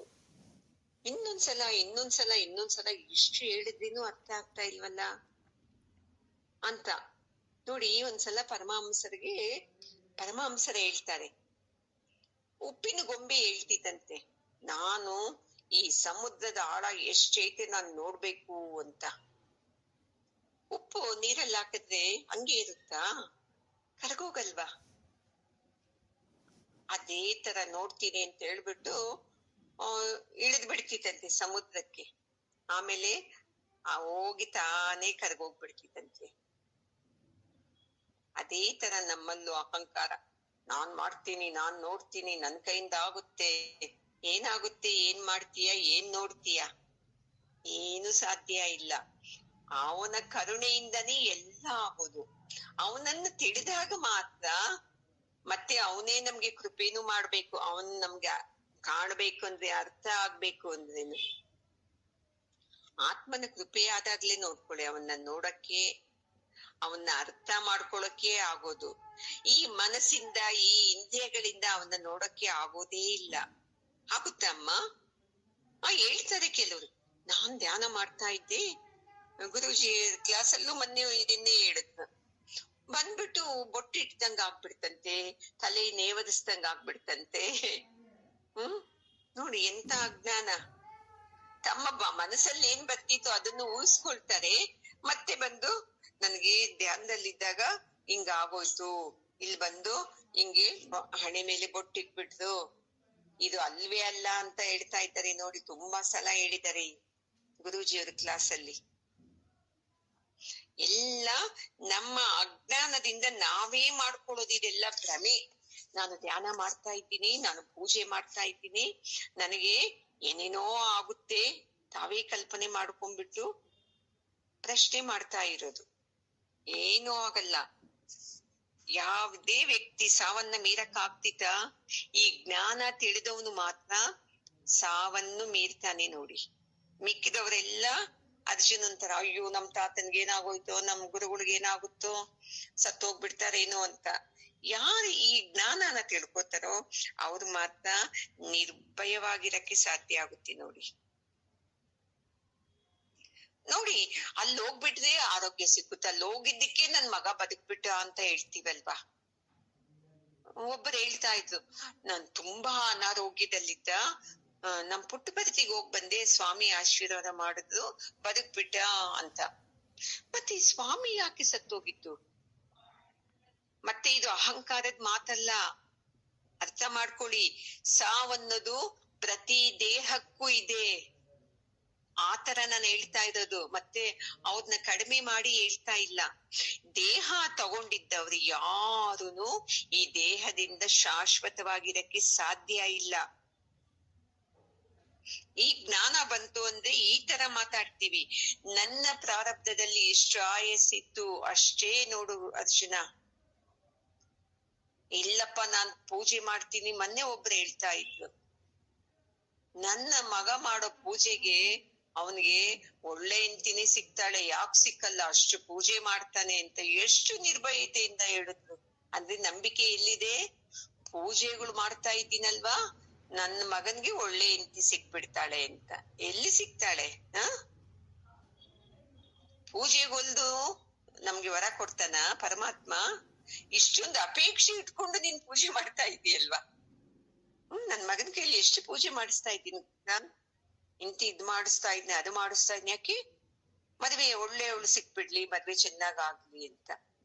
ಎಷ್ಟು ಸತ್ಸಂಗ ಕೇಳುತ್ತೇನೋ ನಮ್ಮ ಅಜ್ಞಾನ ಪಾಚಿ ಮುಚ್ಕೊಂಡಂಗೆ ಮುಚ್ಕೊಂಡ್ಬಿಡ್ತಿದ್ದೆ. ಒಂದ್ಸಲ ಜನಕ ಮಹಾರಾಜನಿಗೆ ಕನಸಲ್ಲಿ ಏನಾಗ್ಬಿಡ್ತಿತ್ತಂತೆ, ತಾನು ಭಿಕ್ಷುಕನಂಗೆ ಕನಸು ಬಂದ್ಬಿಡ್ತಿತ್ತಂತೆ. ಆ ಭಿಕ್ಷುಕನಾಗಿದ್ದಾಗ, ಭಿಕ್ಷುಕ ಅಂದ್ರೆ ಇನ್ ಗೊತ್ತಲ್ಲ, ಹೊಟ್ಟೆ ಸೇರು ಪಾಪ. ಅಯ್ಯೋ ಎಲ್ಲೆಲ್ಲೋ ಹುಡುಕ್ತಾನಂತೆ, ರೊಟ್ಟಿನೂ ಸಿಗ್ತಾ ಇಲ್ಲ, ಅನ್ನ ಸಿಕ್ಲಿಲ್ಲ, ನೀರು ಸಿಕ್ಲಿಲ್ಲ, ತುಂಬಾ ಹೊಟ್ಟೆ ಎಸಿತಾ ಇತ್ತಂತೆ. ಅಯ್ಯೋ ಅನ್ನೋವಾಗ ಎಚ್ಚರ ಆಗ್ಬಿಡ್ತಿತ್ತಂತೆ. ಎಚ್ಚರ ಆಗ್ಬಿಟ್ಟು, ಏನಪ್ಪ ನಾನ್ ಮಹಾರಾಜ ಅಂತದ ನನಗೆ ಯಾಕೆ ಇಂತ ಕನಸು ಬಂತು? ಅದು ಎಂತ ಕನಸು ಬಂತು? ಮಹಾರಾಜ ಆದವನು ಭಿಕ್ಷುಕನಾಗಿ ಅಯ್ಯೋ ಅನ್ನ ಕೊಡಿ, ಅಯ್ಯೋ ರೊಟ್ಟಿ ಕೊಡಿ, ಭಿಕ್ಷೆ ಕೊಡಿ ಅಂತ ಬೇಡೋ ಇಂತ ಕನಸು ಬಂತಲ್ವಾ? ಏನಪ್ಪಾ ಇದು? ನಾವು ಹಂಗಿಲ್ವಾ, ಕನಸಲ್ಲಿ ಇಂತದ್ ಬಂದ್ಬಿಡ್ತು ಅಂತ ಬೆಳಿಗ್ಗೆ ಎದ್ದೋಡೋಗ್ಬಿಡ್ತೀವಿ ಪುರೋಹಿತನ ಕೇಳಕ್ಕೆ, ಇದಾಯ್ತು ಅದಾಯ್ತು ಅಂತ. ಹಂಗೆ ಆ ಮಹಾರಾಜ ಬೆಳಿಗ್ಗೆ ಎಲ್ಲರನ್ನು ಪಂಡಿತರೆಲ್ಲರಿಗೂ ಕರೆಸ್ತಾನಂತೆ ಆಶ್ರಮಕ್ಕೆ. ಅವರೆಲ್ಲ ಬಂದಿದ ತಕ್ಷಣ ನಾನ್ ಯಾರು ಅಂತ ಕೇಳ್ತಾನಂತೆ. ಎಲ್ರು ಅಯ್ಯೋ ಮಹಾರಾಜರೇ, ನೀವು ಮಹಾರಾಜರು ಅಂತ ಹೇಳ್ತಾರಂತೆ. ಅವಾಗ ಹೇಳ್ತಾನಂತೆ, ಅಲ್ಲ ನನ್ಗೆ ಕನಸಲ್ಲ ಬಂತು, ನಾನ್ ಭಿಕ್ಷುಕ ಆಗಿದ್ದೆ, ಹೊಟ್ಟೆ ಹಸು ತಾಳಕ್ಕಾಗ್ದೆ ನನ್ ಭಿಕ್ಷೆ ಬೇಡ್ತಾ ಇದ್ನಲ್ವಾ, ಯಾವ್ದು ಸತ್ಯ ಇದು ಅಂತ ಕೇಳ್ತಾನಂತೆ. ಯಾರಿಗೂ ಹೇಳಕ್ಕೆ ಬರ್ಲಿಲ್ಲಂತೆ, ಭಿಕ್ಷುಕ ಆಗಿದ್ದು ಸತ್ಯನಾ ಇಲ್ಲ ಮಹಾರಾಜ ಆಗಿದ್ದು ಸತ್ಯನಾ ಅಂತ. ಕೋಪ ಬಂದ್ಬಿಟ್ಟು ಎಲ್ಲರನ್ನು ಜೈಲ್ಗೆ ಹಾಕ್ಬಿಡ್ತಾರಂತೆ, ಕಾರಾಗೃಹಕ್ಕೆ. ಹಂಗೆ ಇದ್ದಾಗ ಒಬ್ಬ ಮಗ ತಾಯಿನ್ ಕೇಳ್ತಾನಂತೆ, ಅಮ್ಮ ಏನಮ್ಮ ಅಪ್ಪ ಇನ್ನು ರಾಜಧಾನಿಯಿಂದ ಇನ್ನು ಬಂದೇ ಇಲ್ವಲ್ಲ ಅಂತ. ಆವಾಗ ಅಮ್ಮ ಹೇಳ್ತಾಳಂತೆ, ಇಲ್ಲ ಹಿಂಗೆ ರಾಜರು ಹಿಂಗ್ ಪ್ರಶ್ನೆ ಮಾಡಿದ್ರು, ಯಾರು ಆನ್ಸರ್ ಹೇಳಲೇ ಇಲ್ಲ, ಅದಕ್ಕೆ ಎಲ್ಲದನ್ನು ಕಾರಾಗೃಹದಲ್ಲಿ ಹಾಕ್ಬಿಟ್ಟವ್ರೆ, ನಿಮ್ಮಪ್ಪನ್ನೂ ಹಾಕ್ಬಿಟ್ಟವ್ರಪ್ಪ ಅಂತ. ಆವಾಗ ಅವನ್ಗೆ ನಮ್ಮಪ್ಪನ್ನ ಬಿಡಿಸ್ಕೊಂಡ್ ಬರ್ಬೇಕು ಅಂತ ಹೋಗ್ಬಿಟ್ಟು ರಾಜನ ಹತ್ರ ಬರ್ತಾನಂತೆ.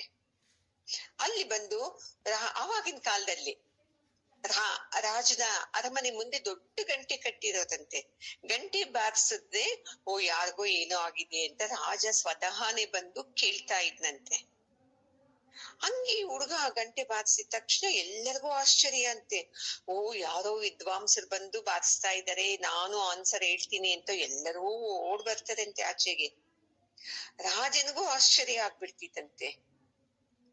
ಸರಿ ಬಾ ಆನ್ಸರ್ ಹೇಳು ಅಂತ ಕರ್ಕೊಂಡ್ ಬರ್ತಾರಂತೆ ಎಲ್ಲರನ್ನು. ಹೇಳುಪ್ಪ, ನಾನು ರಾಜನ ನಾನು ಭಿಕ್ಷುಕನ ಅಂತ ಕೇಳ್ತಾನಂತೆ. ಆ ಹುಡ್ಗ ಹೇಳ್ತಾನಂತೆ, ಎರಡೂನು ನೀವೇನೆ ಅಂತ. ಆಮೇಲೆ ಎರಡೂನು ನೀನು ಅಲ್ಲ, ಎರಡೂ ಆನ್ಸರ್ ಹೇಳ್ಬಿಡ್ತಾನಂತೆ. ರಾಜನೂ ನೀನೇನೆ, ಭಿಕ್ಷುಕನು ನೀನೇನೆ. ಭಿಕ್ಷುಕ ಆಗಿದ್ದಾಗ ರಾಜನಾಗಕ್ಕೆ ಸಾಧ್ಯ ಇಲ್ಲ, ರಾಜ ಆಗಿದ್ದಾಗ ಭಿಕ್ಷುಕನಾಗಕ್ಕೆ ಸಾಧ್ಯ ಇಲ್ಲ. ಹಂಗಾಗಿ ಇದು ಎರಡೂನು ನೀನೇ ಅಂತ ಹೇಳ್ತಾನಂತೆ. ನೋಡಿ ಎಷ್ಟು ಚೆನ್ನಾಗಿ ಹೇಳ್ದ ನೋಡಿ ಜ್ಞಾನದಿಂದ. ಈ ಎರಡನ್ನು ನೋಡೋ ಆತ್ಮ ಸ್ವರೂಪ ರಾಜ ನೀನು. ಈ ಮಾತು ಇಷ್ಟ ಆಗುತ್ತೆ ನೋಡಿ. ಭಿಕ್ಷುಕನನ್ನು ನೋಡೋದು ನೀನೆ, ರಾಜನನ್ನು ನೋಡೋದು ನೀನೆ. ಆ ಆತ್ಮ ಸ್ವರೂಪ ನೀನು. ಏನೇನ್ ಆಗ್ತಾ ಇದೆಯೋ ಎಲ್ಲವನ್ನು ಗಮನಿಸೋ ಆತ್ಮ ಸ್ವರೂಪ ನೀನು ಬಿಟ್ಟು ಅದೇ ನೀನಲ್ಲ. ಈಗ ನಾವೇನಾಗ್ಬಿಟ್ಟಿದೀವಿ, ಆತ್ಮ ಸ್ವರೂಪ ನಾನಲ್ಲ, ನಾನಿಂತವಳು, ನಾನಿಂತವ್ರ ಮಗ, ನಾನಿಂತವಳ ಗಂಡ, ನಾನಿಂತವಳು ಹೆಂಡತಿ, ಈ ತರ ಇಟ್ಕೊಂಡ್ಬಿಟ್ಟಿದ್ದೀವಿ. ಬದಲಾವಣೆಯಾಗದೆ ಇರುವಂತ ಆತ್ಮ ಸ್ವರೂಪಿ ನಾನು ಅಂತ ನಮ್ಗೆ ಯಾವಾಗ ಬರ್ತಿತ್ತು ನೋಡಿ, ಅದುವರೆಗೂ ನಮ್ಗೆ ದುಃಖ ಹೋಗಲ್ಲ. ಈ ನಿಯಮಗಳು, ಕರ್ಮಗಳು, ಆಚರಣೆಗಳು, ಅದು ಇದು ಅನಾವಶ್ಯಕ ಏನೇನೋ ಅಪೇಕ್ಷೆ ಇಟ್ಕೊಂಡು ಮಾಡೋ ಪೂಜೆಗಳು ಕಡೆನೇ ನಾವ್ ಇದ್ಬಿಡ್ತೀವಿ. ಅವಾಗ ರಾಜನಿಗೆ ಸಂತೋಷ ಆಗಿ, ಏನ್ ಬೇಕು ನಿನಗೆ ಅಂದಾಗ ಆ ರಾಜ ಏನ್ ತಿಳ್ಕೊಂಡಿದ್ದಾನೆ, ಚಿಕ್ಕ ಹುಡುಗ ಅಲ್ವಾ, ಏನನ್ನ ದೊಡ್ಡ ಕೇಳ್ತಾನೆ ಅಂತ. ಇಲ್ಲ, ಅವಾಗ ಹೇಳ್ತಾನಂತೆ, ಈಗ ಜೈಲಲ್ಲಿ ಹಾಕಿದ್ದೀರಲ್ವ ಸ್ವಾಮಿ, ಅವನ್ನೆಲ್ಲಾ ಬಿಡುಗಡೆ ಮಾಡಿ ಅಂತ. ಅವರೆಲ್ಲ ಯಾಕೆ ಅಂದ್ರೆ, ಇಲ್ಲ ನಮ್ ತಂದೆನೂ ಇದ್ದಾರೆ ಅಲ್ಲಿ ಅಂತ ಹೇಳ್ತಾನಂತೆ. ಸರಿ, ನಿಮ್ ತಂದೆನೆಲ್ಲ ಬಿಡ್ತೀನಿ ಬಿಡು, ಮಿಕ್ಕಿದೋದ್ನೇ ಬಿಡಲ್ಲ ನಾನು ಅಂದಾಗ, ನೋಡಿ ಮಹಾರಾಜರೇ, ಇವರೆಲ್ಲ ವಿದ್ವಾಂಸರು, ಅವರೆಲ್ಲ ನಮ್ಮ ತಂದೆನೂ ವಿದ್ವಾಂಸರೇ, ಎಲ್ಲಾ ವಿದ್ವಾಂಸರು ನನ್ನ ತಂದೆಗೆ ಸಮಾನ ಅಂತ ಹೇಳ್ತಾನಂತೆ. ನೋಡಿ, ಅಷ್ಟು ಚಿಕ್ಕ ಹುಡುಗ, ನೋಡಿ ಜ್ಞಾನ ಅದು. ಅವಾಗ ರಾಜನಿಗೆ ಸಂತೋಷ ಆಗ್ಬಿಟ್ಟು ಅವನನ್ನ ಪ್ರಥಮ ವಿದ್ವಾನ್ ಅಂತ ನೇಮಕ ಮಾಡ್ಕೋತಾರಂತೆ. ನೋಡಿ, ರಾಜನ ಅರಮನೆಯಲ್ಲಿ ಎಲ್ಲಾ ವಿದ್ವಾನ್ಗಳು ಇರ್ತಾರಲ್ವಾ, ಅವರೆಲ್ಲರಿಗಿಂತ ಇವನೇ ದೊಡ್ಡ ವಿದ್ವಾನ್ ಅಂತ ಹೇಳಿ ಅವನ್ನ ಇಟ್ಕೋತಾರೆ. ಇದು ಯಾರಿಗ್ ಗೊತ್ತಾಗಲ್ಲ, ಈ ಜೀವ ಪ್ರಪಂಚದಲ್ಲಿದ್ದು ನಮ್ಮಂತವ್ರಿಗೆ, ಈ ಆತ್ಮ ಪ್ರಪಂಚದಲ್ಲಿದ್ದವ್ರು ಗೊತ್ತಾಗೋದೇ ಇಲ್ಲ. ಅಂದ್ರೆ ನೋಡಿ, ಆತ್ಮ ಪ್ರಪಂಚದಲ್ಲಿದ್ದವ್ರಿಗೆ ಈ ಜೀವ ಪ್ರಪಂಚ ಗೊತ್ತಾಗುತ್ತೆ. ಅವನಲ್ಲೂ ಆತ್ಮ ಇದೆ, ಇವನಲ್ಲೂ ಆತ್ಮ ಇದೆ, ಇವನಲ್ಲೂ ಆತ್ಮ ಇದೆ ಅಂತ ನಮಗೆ ಅನ್ಸುತ್ತಾ? ನಾವು ಜೀವ ಪ್ರಪಂಚದಲ್ಲಿದ್ದವರು ಅನ್ಸೋದೇ ಇಲ್ಲ. ಈಗ ನೋಡಿ, ಪೆನ್ ತಗೋತೀವಮ್ಮ, ಬಾಲ್ ಪೆನ್ನು ನಾವ್ ತಗೊಳ್ಳೋವಾಗ್ಲೇ ಗೊತ್ತು, ಇಂಕ್ ಇರೋವಾಗ್ಲೇ ಇದು, ಆಮೇಲೆ ಇಂಕ್ ಮುಗಿದ್ಮೇಲೆ ಬರೆಯಲ್ಲ, ಬಿಸಾಕೋದೆ ಅಂತ. ಆಮೇಲೆ ಮುಗಿದ್ಮೇಲೆ ಬಿಸಾಕ್ಬಿಡ್ತೀವಿ. ಅಯ್ಯೋ ನನ್ ಪೆನ್ನೆ, ನೀನ್ ಬಿಸಾಕ್ಬೇಕಾ, ಇವಾಗ ಕಸದಲ್ಲಿ ಹಾಕ್ಬೇಕಾ, ಏನ್ ಮಾಡೋದು ಅಂತ ಅಳ್ತೀವ ನಾವು. ಅದೇ ತರಹ ಈ ದೇಹಾನು ಅಷ್ಟೇ, 50 ವರ್ಷ 60 ವರ್ಷ 70 ವರ್ಷ ಬಾಳಿಕೆ ಬರ್ತೈತೆ, ಆಮೇಲೆ ಬಿಸಾಕ್ಬಿಡ್ಬೇಕು ಅರ್ಜುನ. ಅದನ್ನ ಬಿಸಾಕದೆ ಹತ್ಕೊಂಡ್ ಕುತ್ಕೋತಿಯಲ್ವಾ, ಇದೆಲ್ಲ ಸರಿನಾ? ನೀನ್ ನೋಡಿದ್ರೆ 3 ಲೋಕದ ಗಂಡ, ಆದ್ರೆ ಇವಾಗ ಮಾತಾಡ್ತಾ ಇರೋದು ಎಂತ ಮಾತು, ತಿಳುವಳಿಕೆ ಇಲ್ಲದ ಮಾತು, ಮಕ್ಕಳ ತರ ಮಾತಾಡ್ತಾ ಇದೆಯಲ್ವಾ. ಪದೇ ಪದೇ ಸತ್ತೋಗ್ತಾರೆ ಸತ್ತೋಗ್ತಾರೆ ಸತ್ತೋಗ್ತಾರೆ ಅಂತ ಇದೆಯಲ್ವಾ. ನೀನು ಪರಾವಲಂಬಿ ಆಗ್ಬೇಡಪ್ಪ, ಅವ್ರನ್ನ ನಂಬಿ, ಈ ಆತ್ಮ ತತ್ವವನ್ನು ನಂಬಿ ನೀನು ಎಲ್ಲಾ ದುಃಖದಿಂದ ಹೊರಗಡೆ ಬರ್ತೀಯ. ನೀನ್ ಬರೋದಂದ್ರೆ ಎಲ್ಲದನ್ನೂ ಹೊರಗಡೆ ತರ್ತೀಯ. ಯಾಕೆ ಗೊತ್ತಾ? ಯಾಕೆ ದುಃಖ ಅಂದ್ರೆ, ನಾನು ಯಾರು ಅಂತಾನೆ ಗೊತ್ತಿಲ್ಲ. ನಾನು ಆತ್ಮ ಸ್ವರೂಪ ಅಂತ ಗೊತ್ತವನು ಯಾವಾಗ್ಲೂ ಆನಂದವಾಗಿ ನಿರ್ಭಯವಾಗಿ ಇರ್ತಾನೆ ಅರ್ಜುನ ಅಂತ ಹೇಳಿ ಅರ್ಜುನನ ಮುಖ ನೋಡ್ತಾರೆ. ನೋಡೋಣ, ನೋಡ್ಬಿಟ್ಟು ನೆಕ್ಸ್ಟ್ ವೀಕ್ ಅಲ್ಲಿ ಅರ್ಜುನ ಏನ್ ಹೇಳ್ತಾನೆ, ಇಲ್ಲ ಪರಮಾತ್ಮ ಏನ್ ಹೇಳ್ತಾನೆ ಅಂತ ನೋಡೋಣ.